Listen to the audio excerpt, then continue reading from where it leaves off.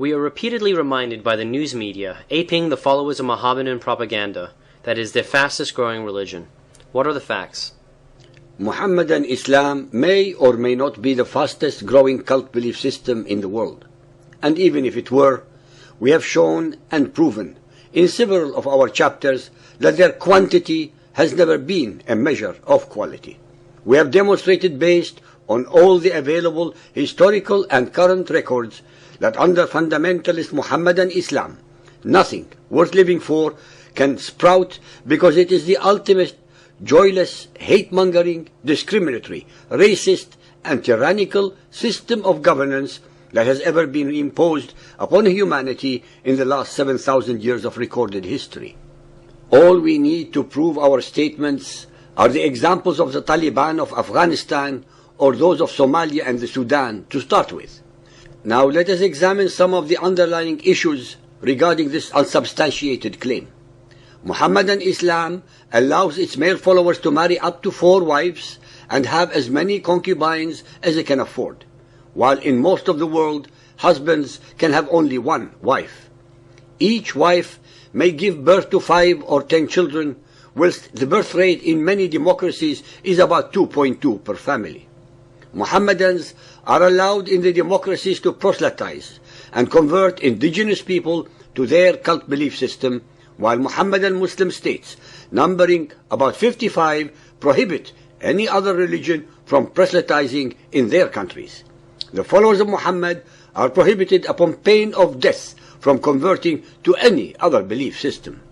New converts to Mohammedan Islam are never warned beforehand that from the moment they join the cult, there is no escape clause, but through death, because based upon the Sunnah traditions of Muhammad, he ordained that those who leave his cult must be slaughtered, and they are. While the followers of Muhammad are allowed in the West to build many of the most stupendous and sumptuous mosques in the world, the followers of Muhammad in almost all 55 states of theirs would not allow any churches or temples to be built in their countries. While the followers of Muhammad are free to practice their cult belief system unmolested in the West, they deny any and all vestiges to be practiced by Christians, Hindus, Jews, or Buddhists in their countries. The followers of Muhammad in Africa especially use terror and enslavement of the animist and Christian Africans to force them into their cult. The news media regularly report the abductions of both girls and boys of Hindu, Buddhist, or other minorities in Mohammedan countries such as Pakistan, Bangladesh, Somalia, Sudan, to name just a few, and force them by rape and enslavement into becoming so-called Muslims. In spite of the possibility of being murdered by one's own kith and kin, and at the extremely heavy price of being ostracized, thousands upon thousands of the followers of Muhammad in the democracies do convert out of the cult of Muhammad. But this is neither mentioned in the media nor by the followers of Muhammad. Finally, and most important of all, there are no actual and properly conducted census taken in any of the 5 Mohammedan states around the world. All we have are unsubstantiated numbers plucked from the air. Based upon the facts above, it is not rocket science to conclude that their cult belief system may be spreading faster than others, but not due to any merit. It was Muhammad who 1400 years ago started the process of forcing his fellow Arabs into his self-created cult belief system through terror and bribery. The Muhammadan records show that the day after he was dead, tens of thousands of those who were terrorized into becoming his followers apostatized. It took Abu Bakr, his first successor to absolute theocratic power, 2 years of continuous slaughtering to bring the whole of the Arabian Peninsula to become subject once again to the terror and tyranny of Mohammedan Islam. As we see in all forms of the news media from all over the globe, not an iota has changed in the last 1400 years of history in the methodology of forcing, bribing, and or deceiving people into joining their cult belief system.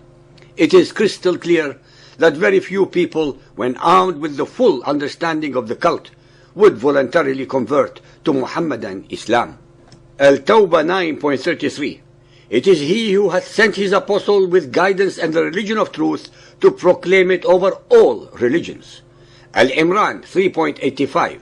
Anyone desiring a religion other than Islam, submission to Allah, never will it be accepted of him. Bukhari, volume 9.57. Narrated Ikrimah. Some atheists were brought to Ali and he burned them.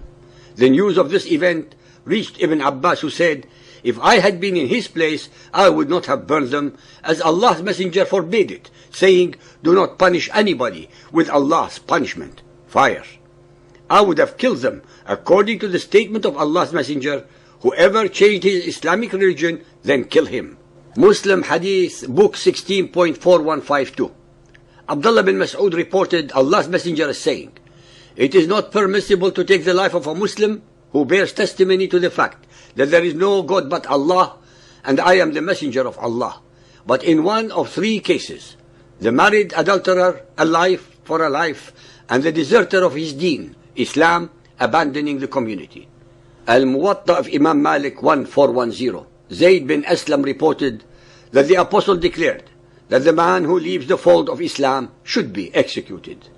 In conclusion, all their gloating is farcical and meaningless, since they cannot convert people based entirely on truth and dialogue, because the very foundation of the allegedly peaceful cult of Muhammad and Islam is set in mendacity and evil.